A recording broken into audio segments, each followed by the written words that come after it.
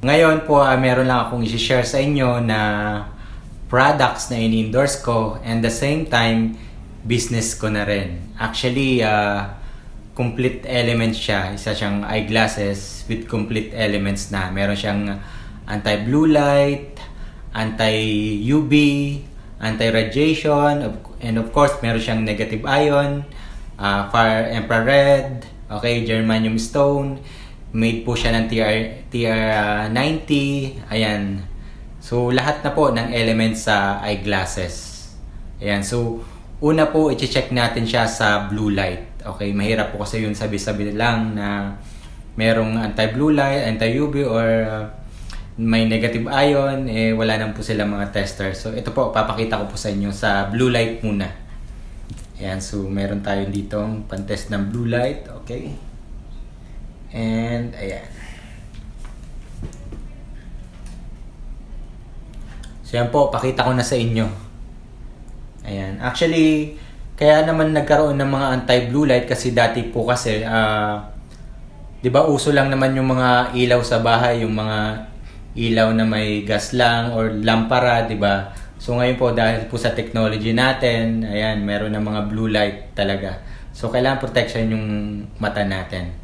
So, yan po. Ito po yung pantest natin ng blue light. And check po natin kung safe po yung eyeglasses na to. Ayan po. Ayan, kita nyo po. Ayan.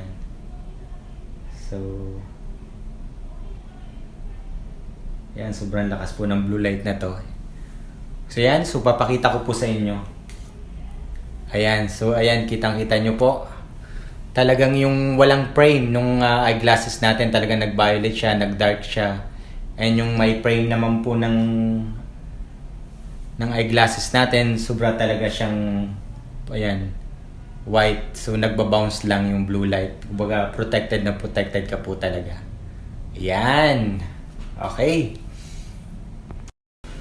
So, yun. Next naman po is, itetest natin sa UV naman po, sa UV light. Okay, UV rays. So, ito po, ipapakita ko po sa inyo.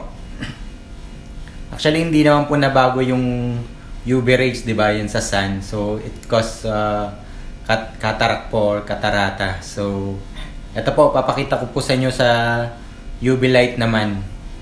Yan, kung safe po yung mata natin sa UV rays sa araw po. Ayan, lalo na po dito sa Dubai talaga, sobrang init. So yan, papakita ko po sa inyo. Ayan.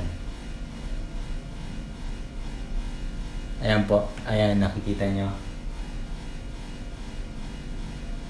Ayan. Sa UV naman po ito. Ultraviolet rays. Ayan.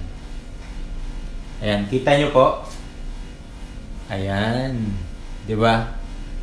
Sobrang nag-dark, nag-violet siya. Yung walang frame ng eyeglasses natin. So yan, so meaning po sa UV, sa blue light, safe po siya. So yun, next naman po is itetest natin po siya sa negative ion naman. So mahirap po kasi yung talagang sabi-sabi lang. Dito po talaga meron po kaming pang test sa lahat po ng mga elements po. So ito po, actually ito po yung tester natin. Ayan, so pang test po ng negative ion. So yan, check po natin kung gaano kataas yung negative ion itong eyeglasses natin. Start. Ayan. Actually, ang katawan natin is kailangan lang naman na mga 400 negative ion. So check po natin kung gaano kataas yung negative ion itong eyeglasses natin.